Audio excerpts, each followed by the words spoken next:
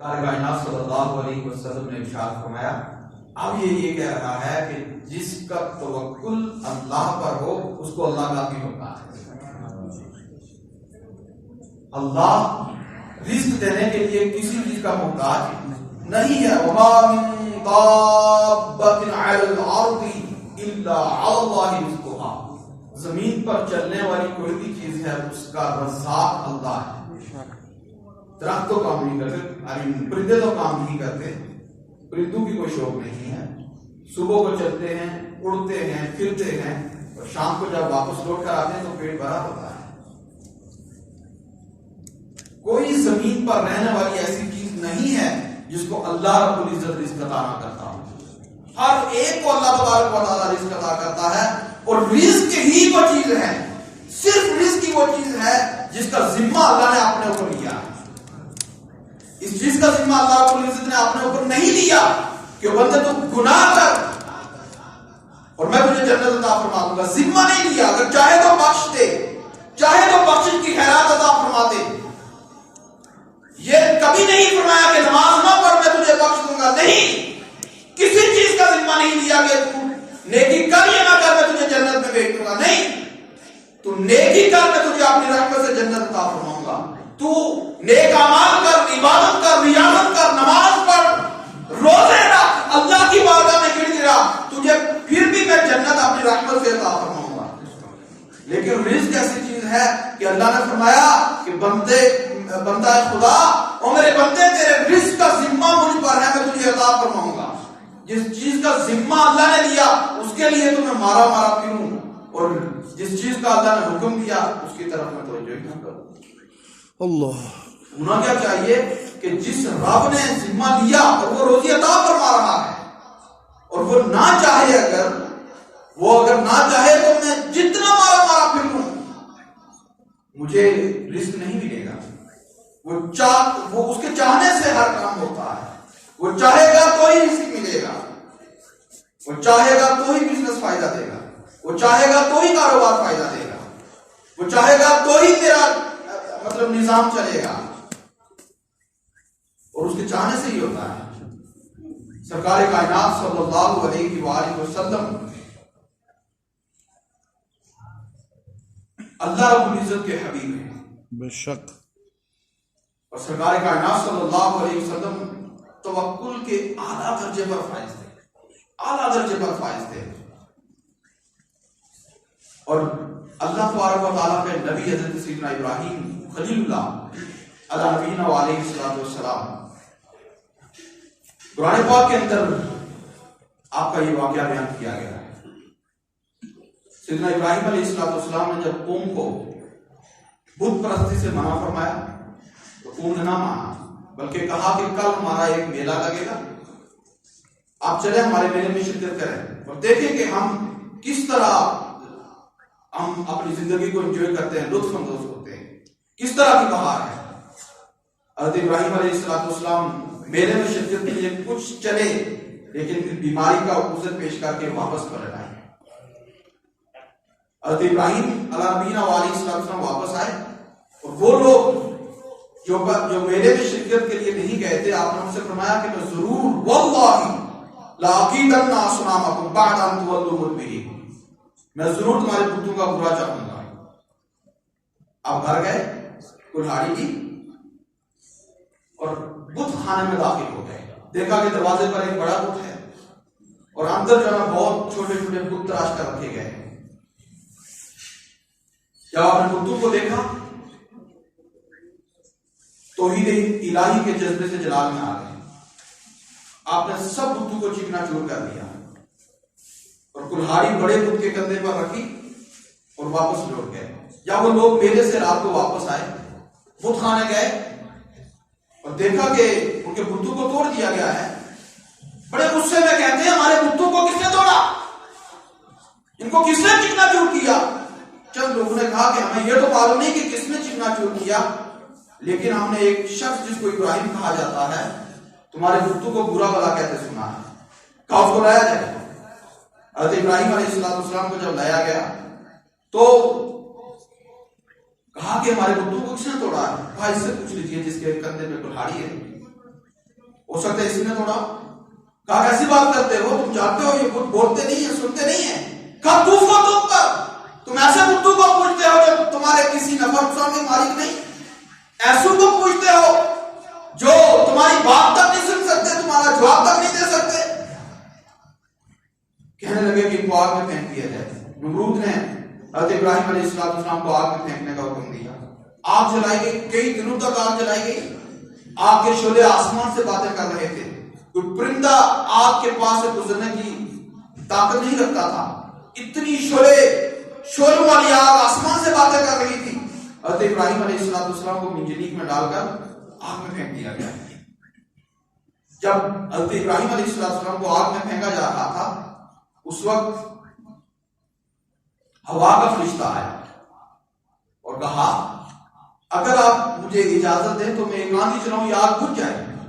कहा नहीं, मुझे तुझसे कोई हाजिर नहीं है।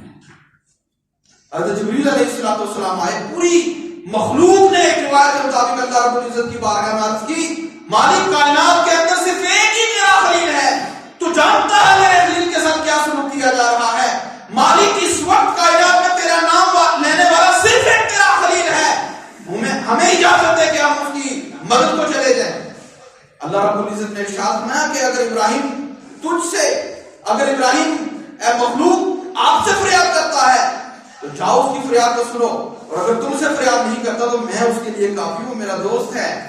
हज़रत जिब्रील अलैहिस्सलाम आए और उन्होंने अर्ज की, और इब्राहिम अलैहिस्सलाम आप फरमाया अगर कुछ हाजत हो तो। हज़रत इब्राहिम अलैहिस्सलाम ने इरशाद फरमाया कि मुझे तुझसे कोई हाजत नहीं। कहा अल्लाह की बारगाह में फरियाद कर लीजिए। कहा मेरा रब मुझे जानता है। सुभान अल्लाह, रब जानता है क्या हो रहा है और मुझे मेरा रब काफी है। क्या फरमाया? मुझे मेरा रब काफी है। हज़रत इब्राहिम अलैहिस्सलाम की उम्र उस वक्त 16 साल या 20 साल थी। 16 साल या 20 साल थी। और एक रिवायत के अंदर आया कि आपको 40 दिन तक आग में रखा गया। और एक रिवायत के अंदर आया है कि 50 दिन तक हज़रत इब्राहिम अलैहिस्सलाम को आग में रखा गया।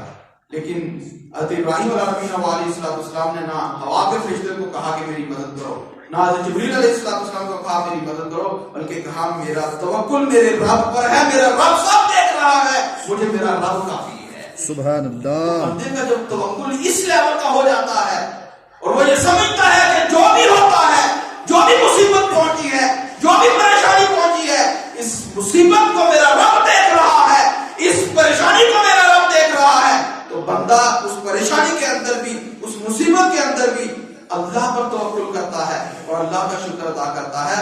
और ये सोचता है कि जो रब अज़्ज़ व जल मुझे इस हाल में देख रहा है, अगर वो चाहेगा तो मुझसे ये मुसीबत भी दूर हो जाएगी। बेशक। तो तवक्कुल अल्लाह रब्बुल इज्जत पर होना चाहिए, असबाब पर नहीं। असबाब रिज्क नहीं देते, रिज्क अल्लाह तबारक व तआला देता है। बंदे का तवक्कुल मजबूत होना चाहिए।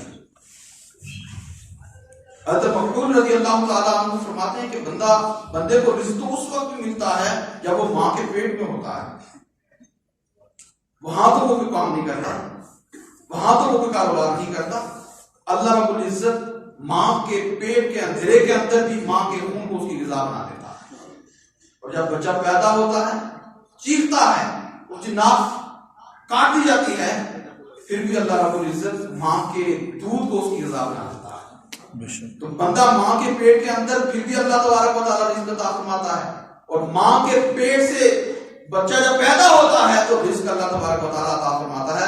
आप फरमाते हैं कि जब बच्चा मां के पेट के अंदर, अल्लाह उसके रिज़्क़ की कफालत करता है, अल्लाह उसकी कफालत करता है, अल्लाह रब्बुल इज्जत उसको रिज़्क़ अता फरमाता है। पैदा होने के बाद भी मां के दूध को बच्चे की ग़िज़ा बना देता है। और ये बच्चा जब परवान चढ़ता है, बड़ा होता है, अब जाकर कहता मेरा रिज़्क़ कहां है। अब वो पूछता है मेरा रिज़्क़ कहां है। उसका तवक्कुल कमजोर हो जाता है। वो रिज़्क़ के लिए मारे फिरता है, कितने नाजायज काम कर लेता है, हराम का कमा लेता है। अगर यही इस बात को सोच लेता कि मुझे तो मेरे रब ने उस वक्त रिज़्क़ दिया जब मैं कुछ नहीं करता था, ना मुझे रिज़्क़ की परेशानी थी, ना मैं वकील था, उस वक्त भी मेरे रब ने मुझे रिज़्क़ अता फरमाया और आज भी रिज़्क़ मुझे मेरा रब ही अता फरमाएगा। बेशक। ये बंदे का तवक्कुल अगर मजबूत हो जाए तो रिज़्क़ के खजाने उसके लिए गैब से खोल दिए जाते हैं।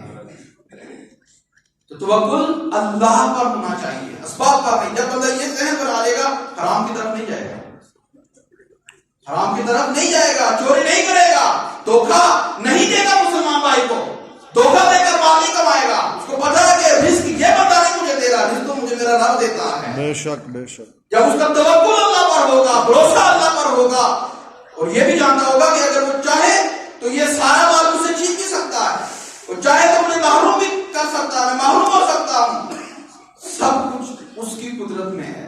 एक बुजुर्ग रहमतुल्लाह ताला अलैह, अल्लाह पर उनका बहुत बड़ा तवक्कुल था, बहुत बड़े तवक्कुल के मर्तबे पर फाइज थे। कोई कहत, कोई आफत आई, कोई मुसीबत आई, तो जिस मार्केट के अंदर उनकी दुकान थी, पूरी मार्केट तबाह हो गई, उनकी दुकान बच गई। अब उन्होंने ये नहीं कहा कि ये मेरे तवक्कुल का मुझे मेरे रब ने सिला दिया है और मैं मतलब ये सोचना शुरू कर दूं कि मैं बड़ा मुतवक्किल हूं और अल्लाह रब्बुल इज्जत ने मेरे तवक्कुल की बिना पर मुझे जो है महफूज रखा। हाँ, हकीकत ऐसे ही थी, अल्लाह ने उनको उनके तवक्कुल की बिना पर इतना अता फरमाया, इतना अता फरमाया, और फिर जब सबका कारोबार जल गया, तबाह हो गया, उनकी दुकान बच गई। जब आपने देखा कि मेरा रब मुझ पे इतना करम फरमाता है, इतना फजल फरमाता है कि मैंने उस पर तवक्कुल किया, उसने मुझे नवाजा, सबका कारोबार चल गया, मेरी दुकान बच गई, तो गुरूर और तकब्बुर में नहीं आए। आज जिस रब ने मुझे मेरे तवक्कुल का ये सिला अता किया है, मैं ये सारा माल उसकी राह में सदका करता हूं। सुभान अल्लाह। तो देने वाला कौन है? अल्लाह रब्बुल इज्जत माल अता फरमाता है, अल्लाह रब्बुल इज्जत रिज़्क अता फरमाता है, और ये तरबियत हमारे बच्चों को भी देनी चाहिए। एक चीज जब बंदे के जहन में ये पक्की हो जाए कि मेरा रिज़्क कोई और नहीं खा सकता, जो रब अज़्ज़ व जल ने मेरे लिए मुकद्दर फरमा दिया है, कोई भी नहीं खा सकता उसको। किसकी वजह कि अल्लाह ने जो मुकद्दर मेरे लिए कर दिया, उसको कोई और खा ले। जब मैं ये जहन बना लूंगा कि मेरे मुकद्दर में जो है वो मुझे मिलकर नहीं रहेगा, और जो मुकद्दर में नहीं, मैं जितनी मर्जी कोशिश करूं वो मुझे नहीं मिलेगा। तो जब मिलेगा वही जो मुकद्दर में है, और देगा वही जिसने पैदा किया, तो मैं फिर हराम क्यों कहूं? मैं फिर ये तवक्कुल की कमजोरी की निशानी है कि मतलब धोखा देकर 4 पैसे बढ़ा तो ले, लेकिन इस चीज को भूल जाए कि मेरा रज़ाक तो अल्लाह है, वो देने वाला है, मैं धोखा क्यों कर रहा हूं? ये जो धोखा देकर मैंने कमा लिया, ये तो वबाल बन जाएगा, इसकी तो अल्लाह ने इजाजत नहीं दी। जब उसने ये जिम्मेदारी ले ली कि मैं रज़ाक हूं तुम्हारा, तो मैं क्यों मुसलमान भाई को धोखा देकर, चोरी देकर, सूद लेकर, मतलब ये समझो कि मेरा माल इसी से इजाफा बढ़ेगा, इसी से मेरे माल में इजाफा होगा, नहीं, ऐसा नहीं। खुद भी तवक्कुल और अपने औलाद को भी तवक्कुल की तालीम दी। बुजुर्गान दीन अपने बच्चों को तवक्कुल की तालीम कैसे दिया करते थे? एक रिवायत मैंने पढ़ी, एक बुजुर्ग रहमतुल्लाह ताला अलैह ने अपने बच्चे को तवक्कुल की तालीम देना चाहिए, तो आपने बच्चे से फरमाया कि मेरे बेटे, जब तुझे भूख की तलब हो तो इस दीवार के सुराख के पास जाके बैठ जाया कर, तुझे इससे रिस्क मिलेगा। माशाअल्लाह। ये कहने के बाद अपनी अहलिया को कहा, बच्चे की मां को कहा कि जब मेरा बेटा वहां पर जाए तो दूसरी तरफ से तू जाकर उस सुराख से खाना अंदर कर दिया। सुभान अल्लाह। और वो ये समझेगा कि मुझे मेरे रब ने रिज़्क अता किया है। हकीकत तो यही है कि रब की रिज़्क अता फरमाता है, यानी उसके तसव्वुर में ये बात आ जाएगी कि रिज़्क रब देता है। कुछ दिन तक ऐसे ही हुआ, और एक दिन जाना उसकी मां भूल गई खाना रखना, वो गया, उसने तलब किया खाना, और थोड़ी देर बाद खाना मिल गया, उसने खाना शुरू कर दिया। मां को याद आया कि मैंने खाना नहीं रखा, दौड़ी गई, चलती थी, गई, भागी, देखा कि एक नफीस उम्दा खाना बच्चे के आगे रखा, बच्चा खाया जा रहा है। आकर सारा माजरा हजरत को सुनाया। हजरत ने कहा कि बस मुझे इसी दिन का इंतजार, सुभान अल्लाह, मुझे इसी दिन का इंतजार था कि मेरे बच्चे का तवक्कुल इस लेवल पर पहुंच जाए कि वो यही समझे कि रिज़्क मेरा रब मुझे देता है, अब तुझे खाना रखने की आदत नहीं है। अब वो तवक्कुल के इस लेवल पर पहुंच गया है कि अल्लाह रब्बुल इज्जत अब उसे बिला वास्ता ही खाना दिया करेगा। तो बच्चों के अंदर भी जब तवक्कुल की हम तालीम रखेंगे, उनको भी तवक्कुल सिखाएंगे, उनको भी तवक्कुल की टीचिंग्स करेंगे, तालीम देंगे, तरबियत करेंगे तवक्कुल के मुताबिक तो हमारे बच्चे कल धोखा नहीं देंगे, किसी को चोरी नहीं करेंगे, हलाल कमाएंगे। हराम कमाने की सबसे बड़ी वजह जो होती है वो यही होती है, तवक्कुल कमजोर होता है। तवक्कुल जब कमजोर होगा तो बंदा फिर नाजायज तरीके से कमाना शुरू करेगा।